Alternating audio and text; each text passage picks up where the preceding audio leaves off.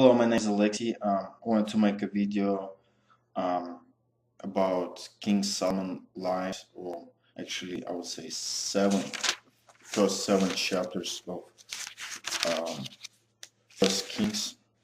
And I'm not gonna do this line by line, verse by verse. It's more highlights and applications to the New Testament.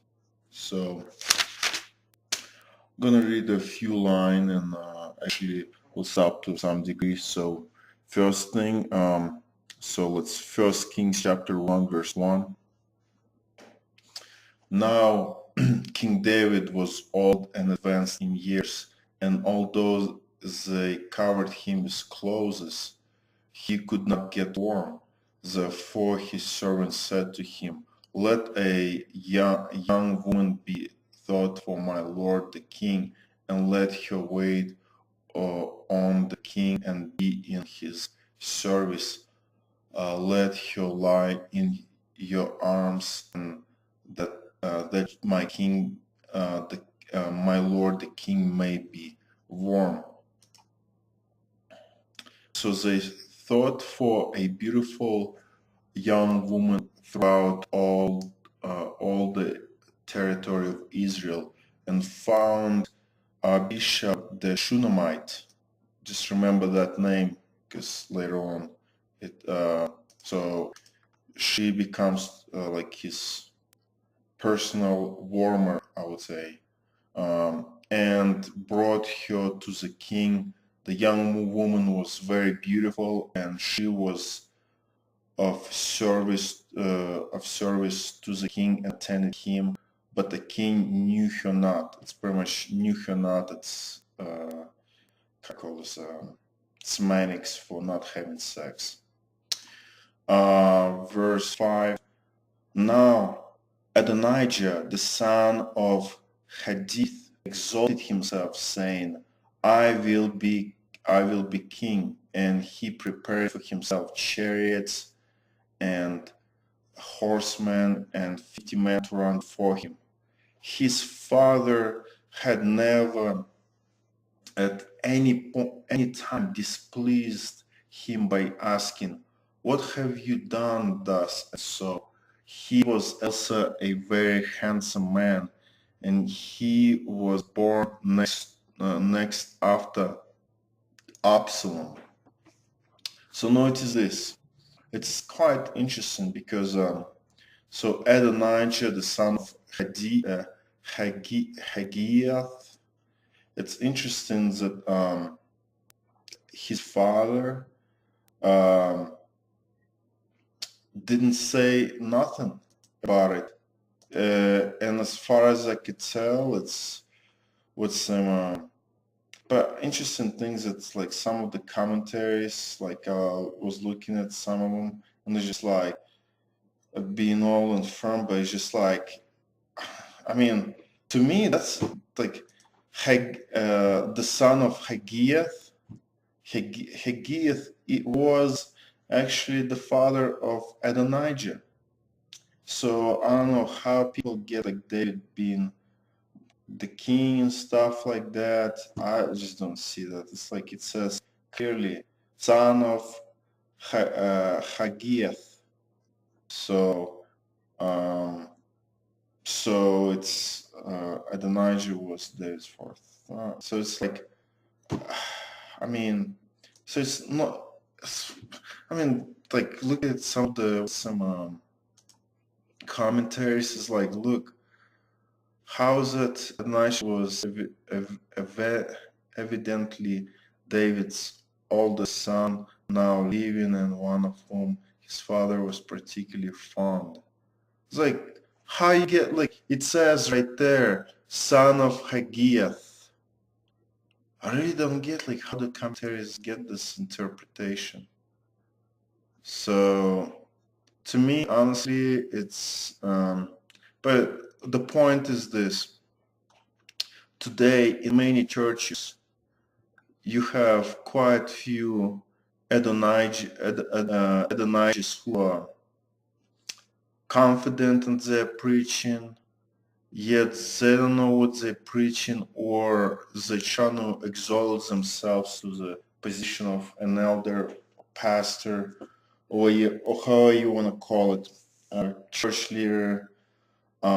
Yet many men in congregation, I mean, and notice it's like Hagiath. Yeah, I don't understand. How is it? Uh, son of Hagiath. Okay, a wife of David, Hagiath. Okay, so that actually makes sense. So David's actually, David is the father, but um, David grew old and he lost a fight in himself.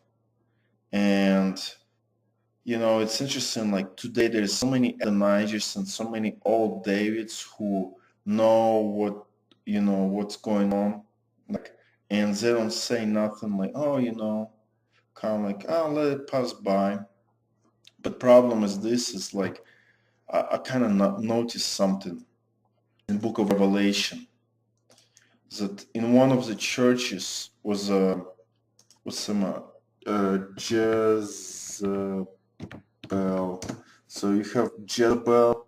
An interesting thing in book of Revelation, nobody says nothing to her, like, that instead of Adonijah, who is proud, in church of Thyatira, you have Jezebel, who called herself a prophetess. So, like, first of all, how's the woman get in, become a teacher over there? Shouldn't be women be silent in a church, like in 1 Corinthians 14 talks about, where Paul specifically forbid the women should keep silent in the churches, for they are not permitted to speak, but should be in submission, as the law also says. If there is anything they desire to learn, let them ask their husbands at home, for it is shameful for a woman to speak in church. So, like, interesting thing, what's his name? David was old and he didn't say nothing about it. He's just, still laying in bed, and, in, I understand that age can kick in. However, today many men in the churches, just like almost not even with some David when he was old, but like Adonijah, like Adonijah, like when somebody preaches a false doctrine, uh, who trying to get into the leadership in a church, or like Jezebel and the leader, like start teaching and stuff, and you almost see like old David slash Peter, where Peter, like, notice this, um, what's the name? So notice this, that so Peter, acting in hypocrisy, he commands to Gentiles to live like Jews, yet he himself does not live like a Jew. He lives like a Gentile. And notice this, but when Cephas came to Antioch, I opposed him to his face, because he stood condemned. For before third man came from James, he was eating with the Gentiles. But when they came, he drew back and separated himself, fearing the circumcision party. And the rest of the Jews acted hypocritically along with him. So then even Barnabas was led astray by their hypocrisy. But when I saw that their conduct was not in step with the truth of the gospel, I said to Cephas before them all, if you, though a Jew, live like a Gentile and not like a Jew, how can you force the Gentiles to live like Jews? So, very interesting thing, like, even Barnabas was led astray, Um, and it's like, once again, it's like almost like um, you have this tired old man, or not an old man, just man in general, who would not want to be, who would not want to confront sin or evil, even with their own church. So like old David, who just tired and just, wait till he dies. So that would be like one of the applications that I clearly see. Next thing, let's skip down to the verse 12. Notice wise counsel. So let's start with verse 11 actually. Then Nathan said to Bathsheba, the mother of Solomon, have you not heard that Adonijah, son of Haggith, has become king, and David our Lord does not know it? So wait, does not know it? Or he does know it, but he doesn't do anything about it? This is very confusing, honestly. Like, so like Haggith, son of Haggith, that's the one of the David's wife. But how is it David does not know about it? But anyway, because I mean, he have like bunch of servants, bunch of spies around him, stuff like that. But interesting thing, like, have you not heard that Adonijah, the son of Haggith, has become king, and David, our Lord, does not know it? Now therefore come, let me give you advice that you may save your own life and the life of your son Solomon. So they pretty much kind of conspires that, hey, Adonai shouldn't be Solomon, your son, be the the king, and then so it's good to have friends, because Nathan, he worries about Solomon and Bathsheba's well-being in the Old Testament, because in the Old Testament they later on, which is gonna touch us multiple times, where people didn't have the concept of hell and heaven yet. So it's good to have friends who can help you out and give you good advice. Next, so this whole thing comes in, and so they like go in at once to King David and say to him, do you not, my lord the king, swear to my servant, saying, Solomon your son should reign after me, and he shall sit on my throne? Why then is Adonijah king? Then while you are still speaking with the king, I also will come in after you and confirm your words. So Bathsheba went to the king in his chamber. Now the king was very old, and Abishai the Shunammite was attending to the king. So they do that thing. The interesting thing, like, let's skip down to verse 21, since it's have some kind of, it has a perspective of what they believed afterlife, and just think of how many times it says. So, otherwise it shall come to pass, when my lord the king shall sleep with his fathers, then I and my son Solomon shall be counted offenders. So like, it's going back way to Genesis, where in the Old Testament they still didn't have a concept. So just remember in your head and count how many times this phrase or something like that will appear. So so later on in the same chapter, Solomon becomes the king. An interesting thing. Let's look at the verse 50. So like Adonijah celebrates and stuff like that. Like, but interesting things that so then Solomon comes in and check this one out.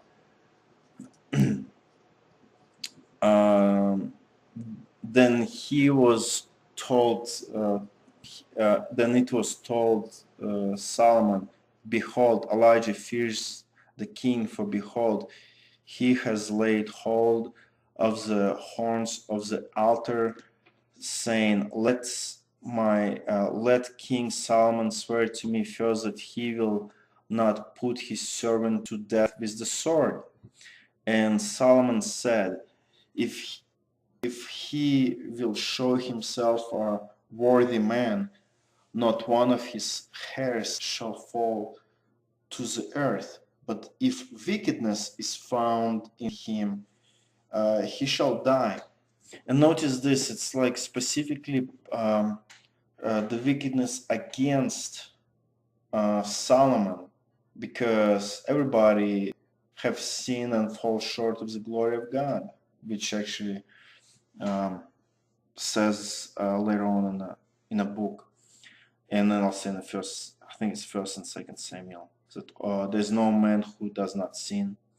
But anyway, so interesting thing. So like, if wickedness is found in him, he will die. So King Solomon sent, and they brought him down from the altar, and he came and paid homage to King Solomon, and Solomon said to him, go to your house. So with some interesting things, that Solomon here gives mercy to Adonijah. So let's look at the next chapter.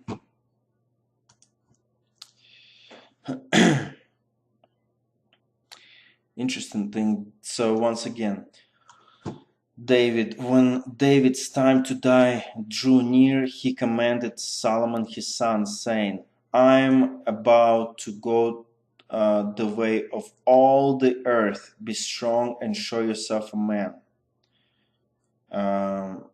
And keep the charge of the Lord your God, walk in his ways and keep his statutes, his commandments, his rules, and his testimonies, as it is written in the law of Moses, that you may prosper in all that you do and whatever you turn. Interesting thing, like once again, I go to the way of all the earth, the path of death. Like once again, it's like I know the favorite verse about in a Second Samuel about people who promote age of accountability use they almost like don't want to read the First Kings, because it's like so many times it addresses that. It's just by King David himself, who is literally about to die. And let's look at what's the name once again verse 6. So established faithful man.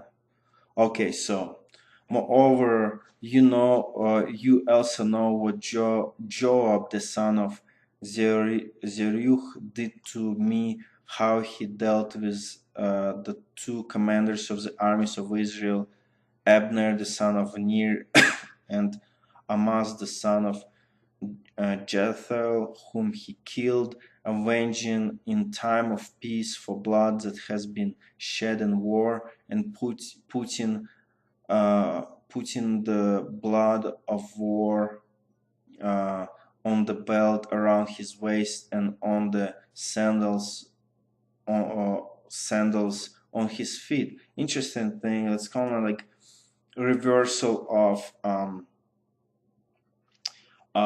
Romans, like Christians have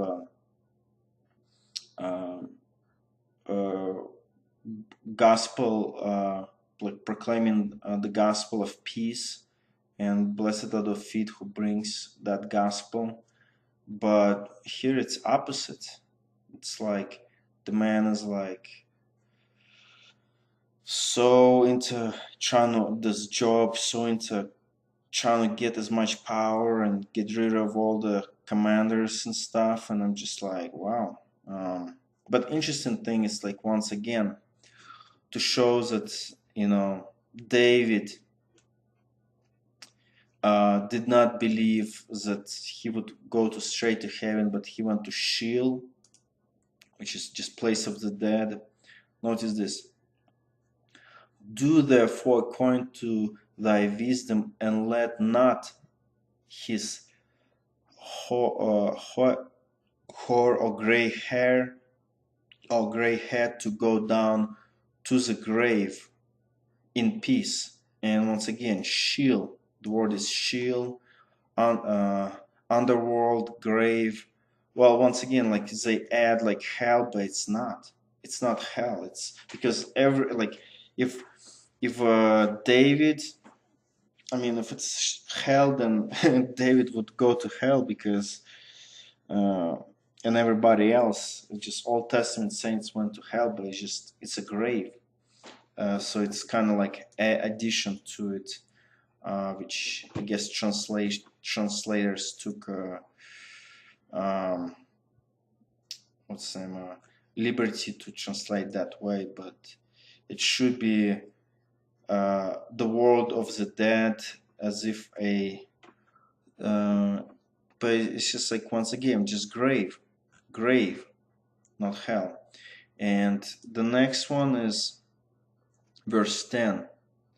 So he's saying, like, you shall bring his gray head down with blood to Sheol. Then David slept with his fathers and was buried in the city of David. So once again, it's, where did David go? Just, Sheol, grave. I mean, many preachers would agree with me on that one. So continue on next one. Mine and that. Okay, so there's an interesting situation comes up after what's his name, after death of David, and when already Solomon rules. An interesting thing, check this one out. The Adonijah, the son of Hagiath, came to Bathsheba, the mother of Solomon, and she said, do you come peacefully? He said, peacefully. Then he said, I have something to say to you. She said, speak. He said, you know that the kingdom was mine, and that all Israel fully expected me to reign. However, the kingdom has turned about and become my brother's, for it was his from the Lord. And now I have one request to make of you. Do not refuse me. She said to him, speak. And he said, please ask King Solomon. He will not refuse you to give me Abishah the Shunammite as my wife. So like Bathsheba goes and like makes a request, and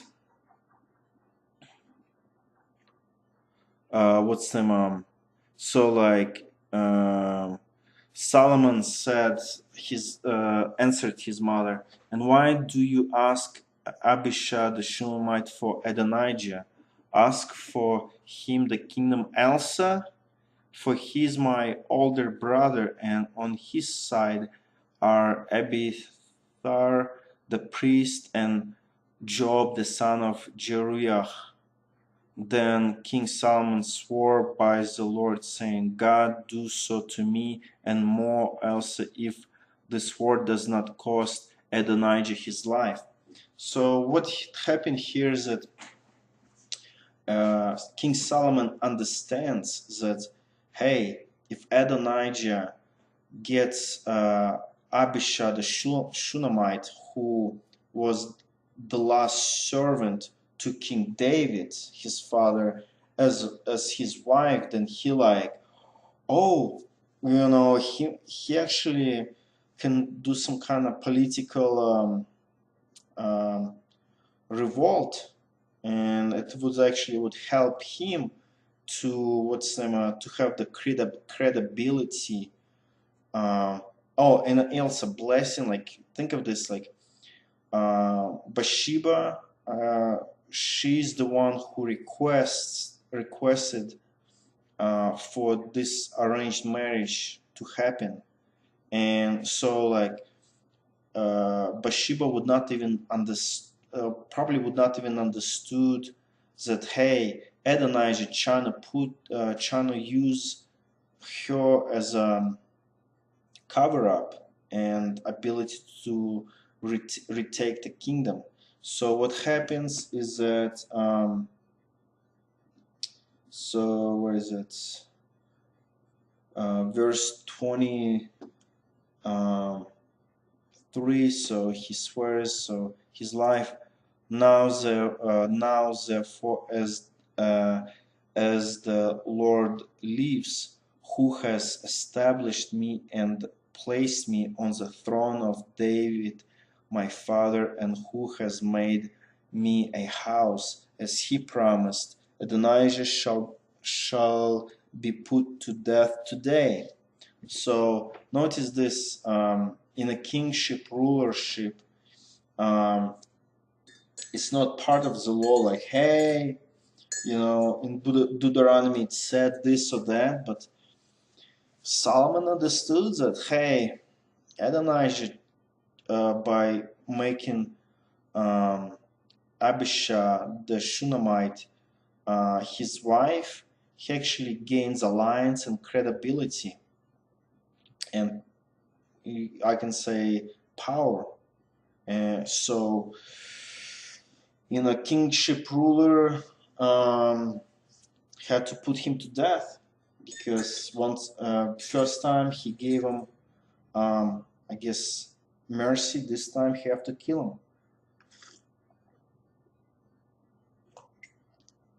And this is one of the distinctions between Old and the New Testament. Today, interesting thing, like some pastors would act as kings, and they would not maybe put people to death, but they would definitely kick them out from the church. Or interesting things that in I think it's First John. First John, it kind of addresses that there's a is it First John or Third John? Let me see. I think it's Third John. That there was here we go. Where is it? So Diotrephes. So therefore we ought to support people like those, that we may be fellow workers for the truth. I have written something to the church, but Diotrephes, who likes to put himself first, does not acknowledge our authority. It's like John, an apostle. He has apostolic authority, and guy by the name Diotrephes trying to put he wants pretty much like Diotrephes. He thinks he's like a king and stuff. He probably like he have this mindset of the Old Testament king, rather in the New Testament, who wants to be greatest. Let him become your slave. So, and continue on, but still, like, by the way, there's no more apostolic authority like pastor. I know some pastors, they trying to be like Apostle Paul, and they almost trying to use apostolic authority, and which is, which is wrong. Now I believe like we live in a post-apostolic age, and we don't really have apostolic authority anymore. So notice this: does not acknowledge our authority. So if I come, I will bring up what he is doing, talking wicked nonsense against us, and not content with that, he refused to welcome the brothers, and also stops those who want to, or puts them out of the church. So notice, like in the church discipline, who should be putting out people? The whole church. Like you go to a brother one-on-one, then you take one or two witnesses with yourself, and third, the whole church. It's not like the pastor. It's like, no, it's the church. The whole church have to agree that, hey, we need to put him out. So anyway, continue on. So let's go back to the First Kings.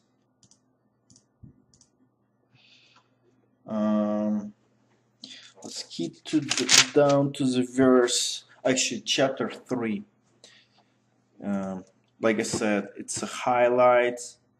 There's plenty of, what's the name of, people who teach like verse by verse, line by line, but I'm just doing the highlights. So continue on. So let's read it.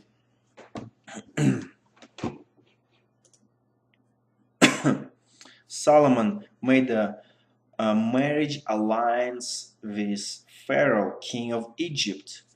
He took Pharaoh's daughter and brought her into the city of David until he had finished building his own house and the house of the Lord and the wall around Jerusalem. The people were sacrificing at the high places, however, because no house had yet been built for the name of the Lord. Solomon loved the Lord, walking in the statutes of David his father. Only he sacrificed and made offerings in the high places. Notice this.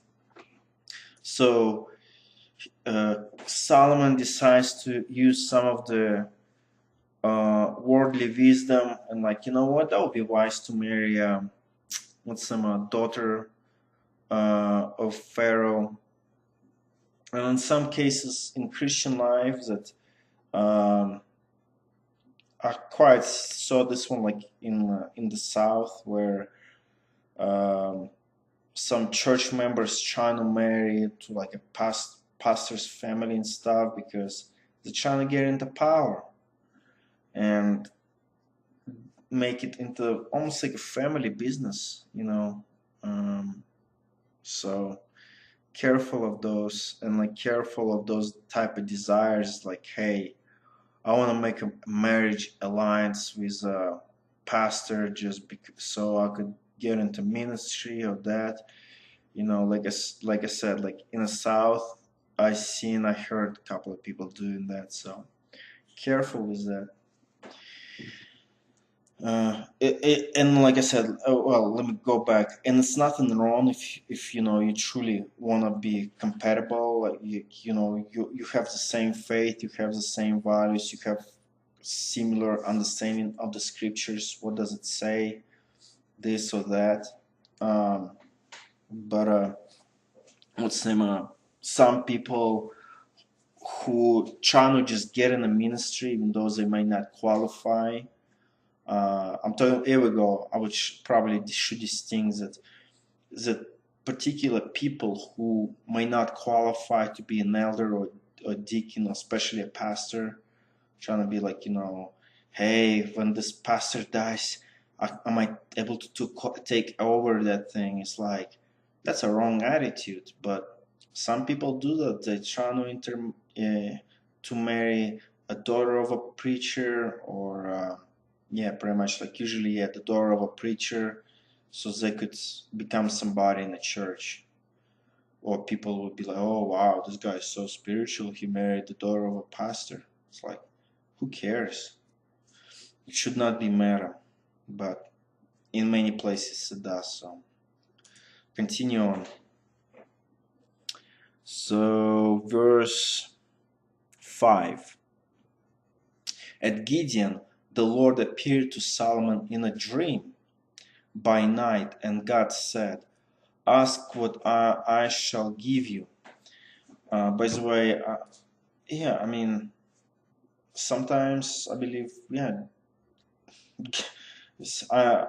some, I call them, not continuationist, the other one, sensationist people, like, oh man, you know, you are continuationist, man, you're speaking in tongues. Look, first of all, you know, do not blend me in with all the crazy charismatic continuationists who roll on the floor like animals, and like just act like a child, like trying to speak in tongues. By the way, tongues referring to like different languages. If you look at Acts chapter 2, it's but yeah, I believe God can speak to the dreams. However, you better test each dream. It's whether from the Lord or from Satan, or since we're still in the flesh, that we may dream up something, you know, crazy. So you better, I call this, usually, like, I mean, I have no problem, like, for example, in Acts, if God tells you go somewhere to a certain place, like God said to Peter, yeah, I mean, it's kind of credible.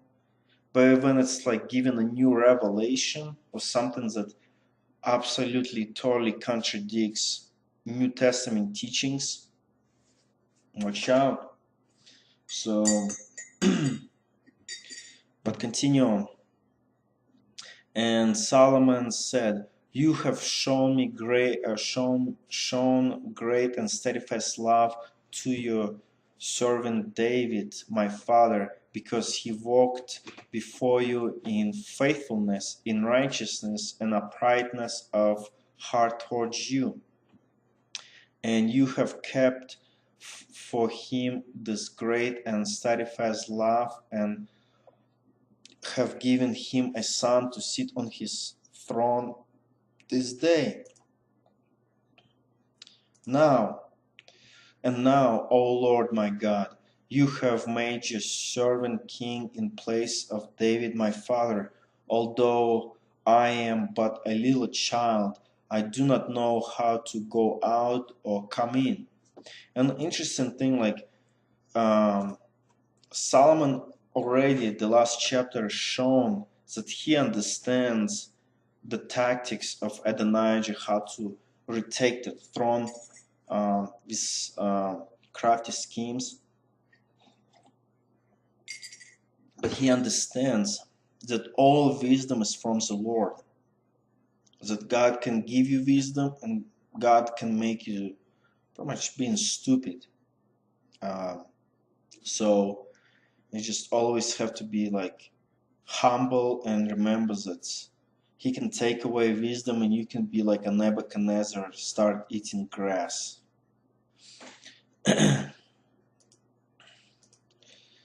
So continue on. And your servant is in the midst of your people, whom you have chosen, a great people, too many to be numbered or counted for multitude. Give your servant therefore an understanding mind to govern your people, that I may discern good and evil. For who is able to govern this your great people? It pleased the Lord that Solomon had asked this. So notice this, like our prayers, like remember in James, if you asked and you have not received because you asked for the wrong thing, Like people, like even like, okay, like if I, for example, personally speaking, if I pray for like a wife and stuff, and it's just like, oh, I just, want to be married, and but no really like explanation to God why, like what kind of wife you want, for what? Just spend on your lust, because you're burning this lust, in the first Corinthians 7, it does talk about, but at the same time, is that all? No, I mean, like, if, for example, a person speaking, like, if you pray for a wife, you want her be capable when she become older woman, she could teach younger women things like described in Titus chapter 2, 3 to 5. Um, and, it's to be an elder, maybe in like 20, 30 years, because I do see that with some husband of one wife, children who are believers or faithful, they describe, but what was it, Titus 1? Yeah, here we go. If anyone is above reproach, the husband of one wife and his children are believers and not open to the charge of debauchery or insubordination. So interesting things that what's his name? Yeah, it's if you pray to God, like give him a reason why, and how is it gonna be glorifying to God to answer your prayer. So let's go back to the First Kings. So, and notice this, verse 10. It pleased the Lord that Solomon had asked this, and God said to him, because you have asked this and have not asked for yourself long life. Notice this, long life. Like in the Old Testament, that was like one of the things. Like, hey, long life, was quite nice, because, like I said, they didn't have this understanding of hell and heaven yet, because in Philippians, I think it's Philippians says, to live is Christ and die is gain. So, yeah, I mean, I definitely see why people, saints in the Old Testament would want a long life. Continue on. So, for yourself long life, or riches, or the life of your enemies. Notice this, interesting that in Psalms, it's quite a few Psalms that David asks for the life of the enemies to bring vengeance and destruction upon them. But have asked for yourself understanding to discern what is right. And behold, now I do according to your word. Behold, I give you a wise and discerning mind, so that none like you has been before you, and none like you shall arise after you. And I give you also what you have not asked, both riches and honor, so that no other king shall compare with you all your days. So notice that King Solomon was the richest king at his days in like this area. So an interesting thing, like notice what kind of and if you walk in my ways, keeping statutes and commandments, so your father David walked, then I will lengthen your days. So, like, interesting thing is like, yeah, if you walk in an upright way, I will lengthen your days. Like, you will live longer at, at that life, at Solomon's life. And verse 15, and Solomon awoke, and behold, it was a dream. Then he came to Jerusalem and stood before the ark of the covenant of the Lord, and offered up burnt offerings and peace offerings, and made a feast for all his servants. Interesting thing.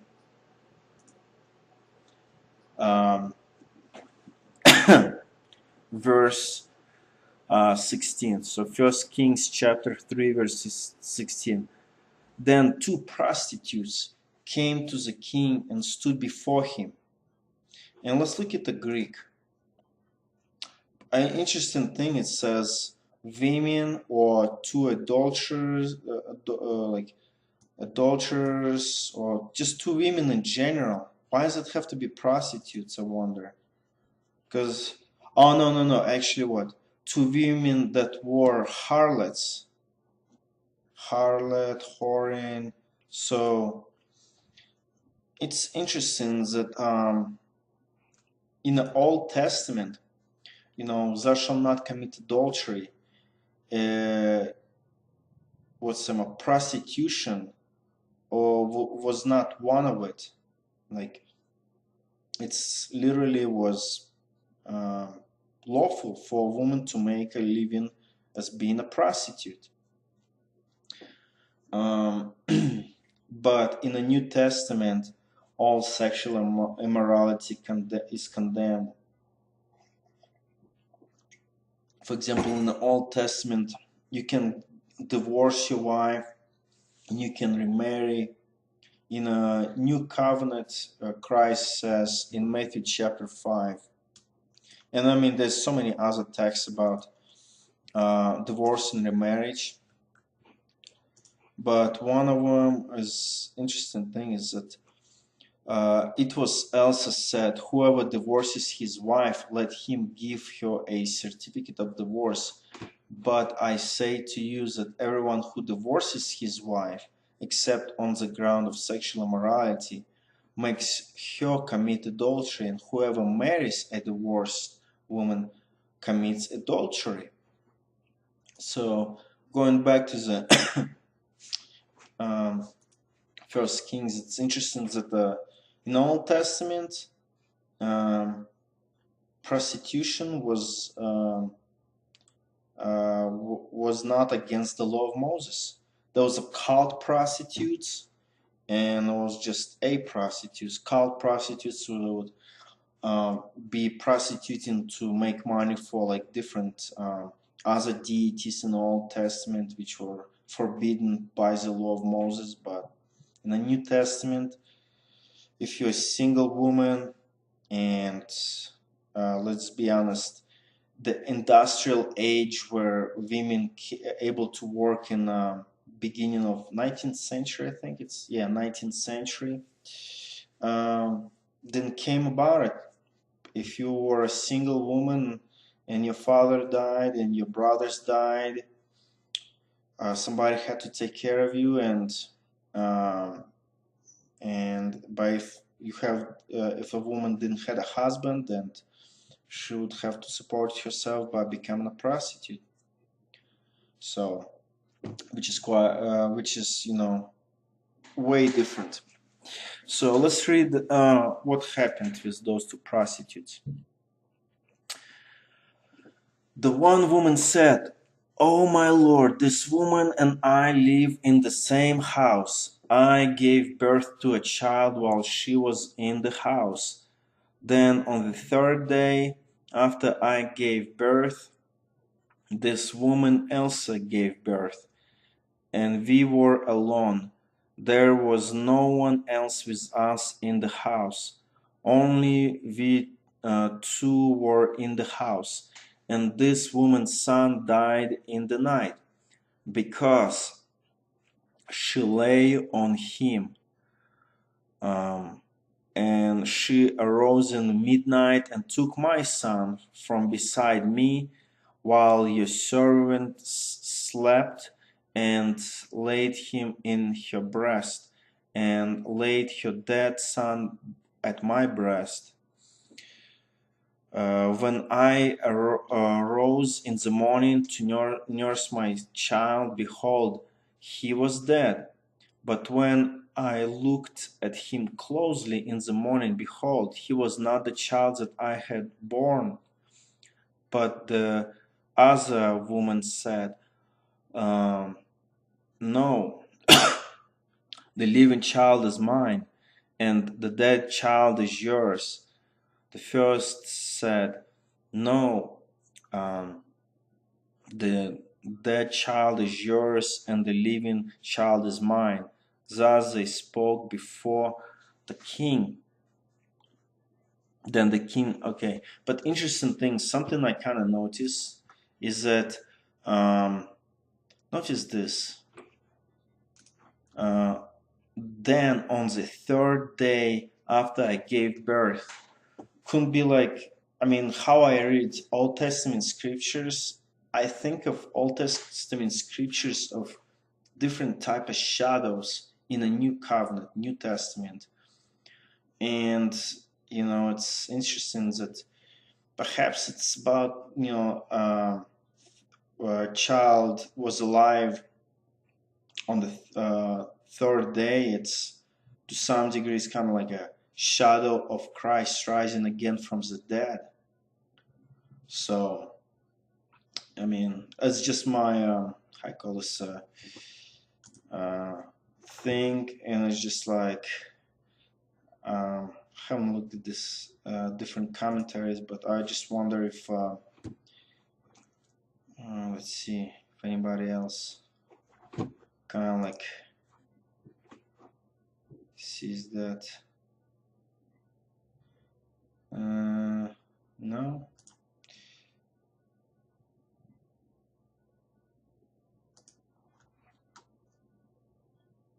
Let's see that. Yeah, well, but like I said, when I read like Old Testament, I see like, different shadows. Like, why does it say on the third day, like one is dead and another one is alive? But like I said, those are my kind of thoughts. Anyway, continue on. Then the king said to one, this is, okay, wait, kind of skipped it. Okay, so arose closely and behold, there was not a child bore me. But the other woman said, no, the living child is mine, and the dead child is yours. The first said, no, the dead child is yours, and the living child is mine. Thus they spoke before the king. By the way, in the Old Testament, like, children was more of a sense of, I call it, opportunity for old, like if the parents getting old, like this one of the prostitutes getting old, that this child grows up and would support his mother. So that's why it was such a big hassle for for one woman to claim this child, like even though it was not her child. So then the king said, the one says, this is my son that is alive, and your son is dead. And the other says, no, but your son is dead and my son is alive. And the king said, bring me a sword. So a sword was brought before the king. And the king said, divide the living child in two, and give half to the one and half to the other. Then the woman whose child was alive said to the king, because her heart yearned for her son, O my lord, give her the living child, and by no means put him to death. But the other said, he shall be neither mine nor yours, divide him. Then the king answered and said, give the living child to the first woman, and by no means put him to death. She is his mother. So notice, okay, and verse 29, the last verse. And all Israel heard of the judgment that the king had rendered, and they stood in awe of the king, because they perceived that the wisdom of God was in him to do justice. So notice this, that here Solomon actually uses psychology, or should say almost like a bait and switch, or I'll just call it psychological tactic, where he understands that it's either or, but at the same time, uh, he would use this psychology to see who is the true mother, who would rather let her child live with another woman instead of the child being killed. So it's quite interesting here. So continue on. Let's look at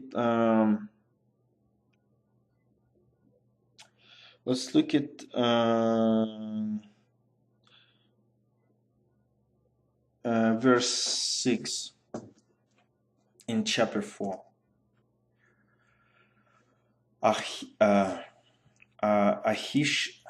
Ahishar was in charge of the palace, and Adonimar,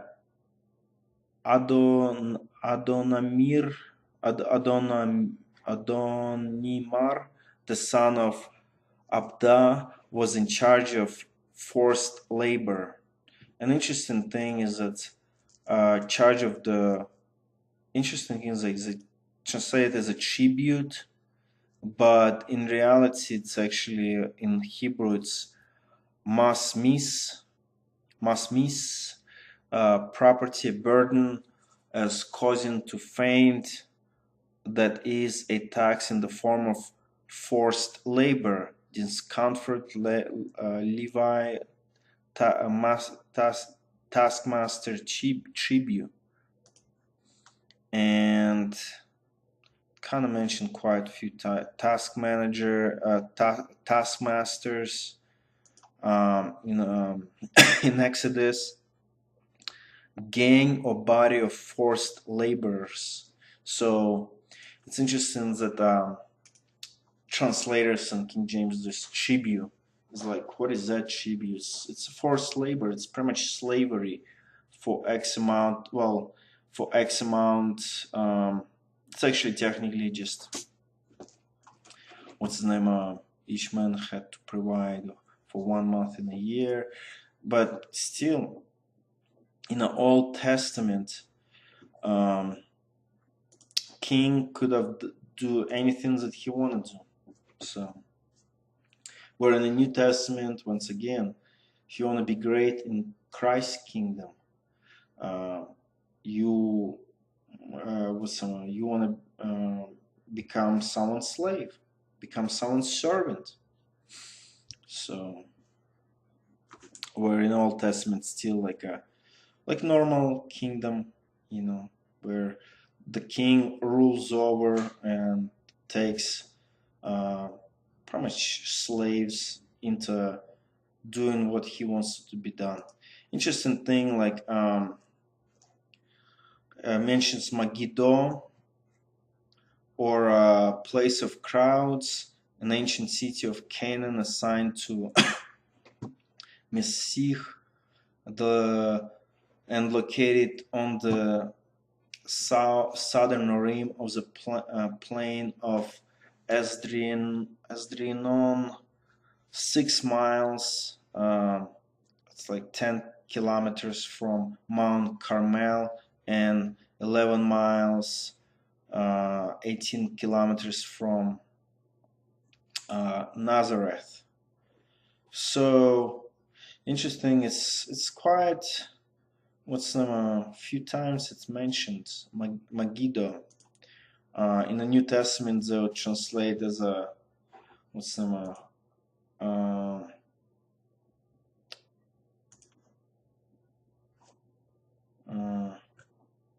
Armageddon. So, but of course, most of the people trying to make it like a universal, where I'm more like partial preterist believes that around 70 AD with the destruction of Jerusalem, some of the prophecies has been fulfilled in regards to destruction of Israel and Jerusalem, and pretty much the final end of the old covenant remainings, where you no longer can look back to Old Testament things. So continue on.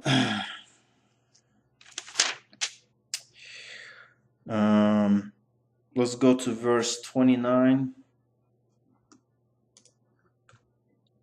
And it says this: And God gave Solomon wisdom and understanding beyond measure, and breadth of mind like the sand of the seashores, so that Solomon's wisdom surpassed the wisdom of all the people of the East and all the wisdom of Egypt. For he was wiser than all other men, wiser than Nathan the Israelite. Interesting thing. I wonder if actually they have like a brief thing about them. So the Heman, Kalkon, and Dirda, the sons of Michol, and his fame was in all the surrounding nations. He also spoke 3,000 proverbs, and his songs were 1,005. Interesting things that we only have few songs inspired, which is inspired in the Old Testaments, like Song of Solomon, a couple of things, psalms. By the way, psalms mean just songs.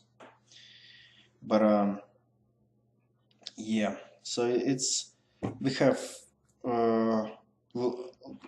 Solomon able to, God gave him wisdom to produce 1,005 songs, but only few of them actually inspired. That's quite interesting. And we know lots of proverbs. He spoke of trees, from the cedar that is Lebanon to the hyssop that grows out of the wall. He spoke also of beasts. So he was a zoologist, I guess, and of birds and of reptiles and of fish. And people of all nations came to hear the wisdom of Solomon, and from all the kings of the earth who had heard of his wisdom. So, yeah, God can give wisdom to anybody. Just ask and and pray diligently for certain things. Continue on. Chapter 5, verse 3. So actually, let's start with verse 2. And Solomon sent word to Hiram. You know that David, my father, could not build a house for the name of the Lord his God because of the warfare with which his enemies surrounded him, until the Lord put them under the soles of his feet. But now the Lord my God has given me a rest on every side. There is neither adversary nor misfortune. For so I intend to build a house for the name of the Lord my God, as the Lord said to David my father, your son whom I have set on your throne in your place shall build the house for my name. Now therefore command that cedars of Lebanon be cut for me, and my servants will join your servants, and I will pay you for your servants such wages as you said. For you know that there is no one among us who knows how to cut timber like the Sidonians. As soon as Hiram heard the words of Solomon, he rejoiced greatly and said, Blessed be the Lord this day, who has given to David a wise son to be over this great people. I noticed, like, I kind of noticed an interesting thing, like, what's the name? Like, there's many Christian employers, and it's just like sometimes it's like, and being an employee myself, you can say, oh, Alexi, you should not complain about the wages. And to some degree, yeah, we shouldn't, but I'm just thinking of King David's generosity, like not just towards this other dude, but also towards the employees, or like forced laborers, or like Sidonians. And I just like, it's like, wow, it's it's interesting. It's very interesting, and if Lord willing, God make me employer, it would be great to set wages for even Sidonians, for unbelievers, as such that unbelievers would be like, wow, blessed be the Lord this day, who has given to David a wise son to be over this great people. So continue on. So verse 13 once again talks about King Solomon drafted forced labor out of all Israel, and the draft number 30,000 men, and he sends them to Lebanon, 10,000 a month in shifts. They would be a month in Lebanon and 2 months at home. Edon Damer was in charge of the draft. So yeah, I mean, instead of drafting people for like a war, now he's drafting people to to work. Interesting. Continue on. Chapter 6. I think that's the kind of like the last chapter I want to talk about. Let me double check. I think it's chapter 6. So verse 1. In the 480th year after the people of Israel came out of the land of Egypt, in the 4th year of Solomon's reign over Israel, in the month of Ziv, which is the 2nd month, he began to build the house of the Lord. The house that King Solomon built for the Lord was 60 cubits long, 20 cubits wide, and 30 cubits high. So finally, finally, Solomon has built the house of the Lord.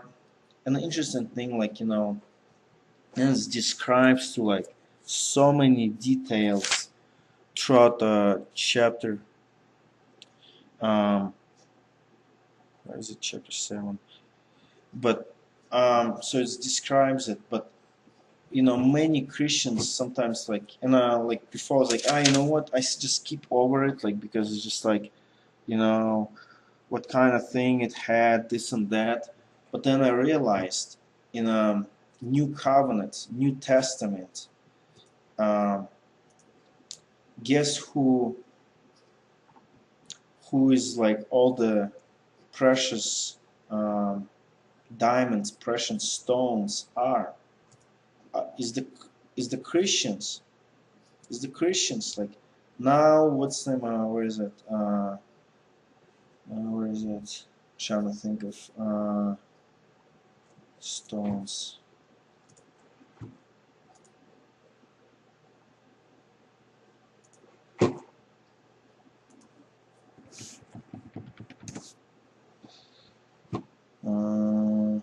There we go.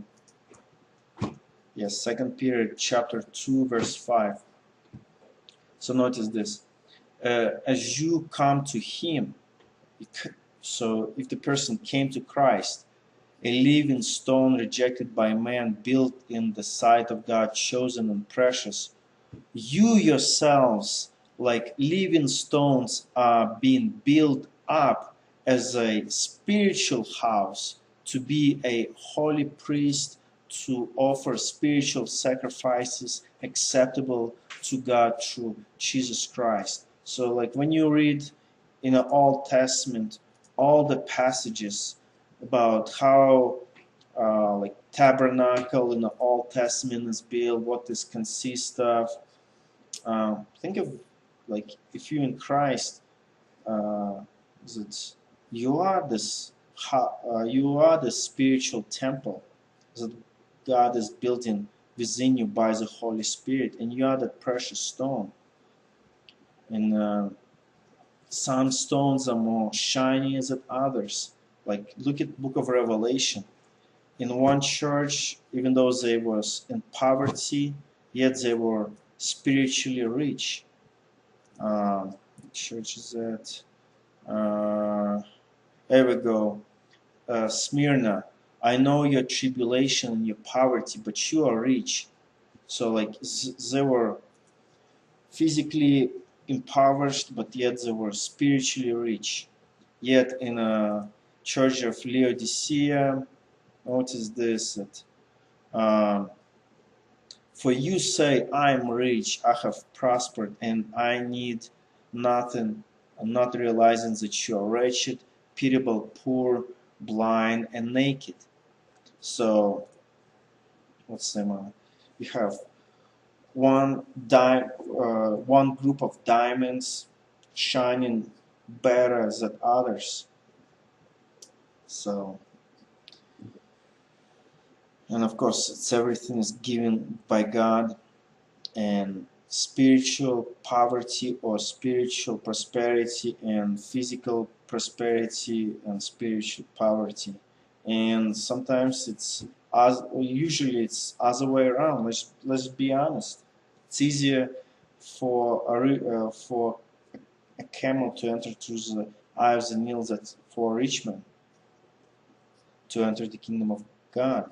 So, well, that's chapter 5 or 6. Okay, I think it's chapter 6. Yeah. So that's supposed to be doing. So let's go back to chapter 6. Yeah. And what's some and what's some oh, actually, yeah, one more verse in chapter 7. So let me close this down. So interesting things that so chapter 7 verse 8, Solomon, so his own house where he has done he was to dwell in as a court back of the hall was of like craftsmanship. Solomon also made a house like this hall for Pharaoh's daughter whom he had taken in marriage. All those were made of costly stones cut according to measure, sewed with sewn and back and front, even from the foundation to the copy and from the outside to the great court. The foundation was of costly stones, huge stones, stones of 8 and 10 cubits. So interesting thing, like I noticed some men, some husbands trying to please their daughters of pharaohs, pharaoh's daughters, just or sometimes claiming to be Christian women. They put such a burden upon men that, like, hey, I want you to build this and that. And then Solomon later on, he starts doing evil things in the sight of God.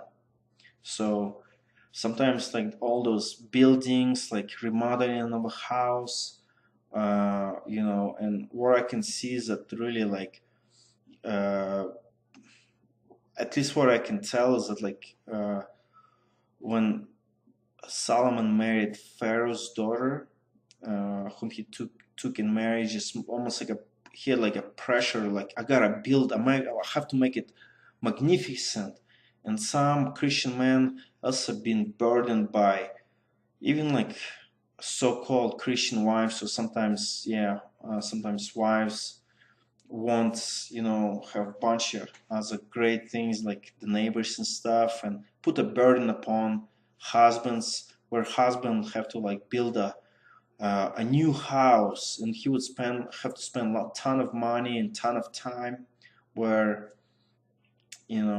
where in Ephesians all this is required: love your husbands, love your wives as Christ loved the church and gave himself for her and washed her in a word, here we go, and that he might sanctify her, having cleansed her by the washing of water with the word, so that he might present the church to himself in splendor, without spot or wrinkle or any such things, that she might be holy and without blemish.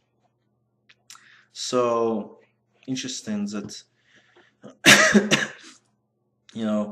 careful whom you marry. You might have to have ton of building projects, and this Egyptian wife, she doesn't even gonna care if you will cleanse her with the word, with the water of the word.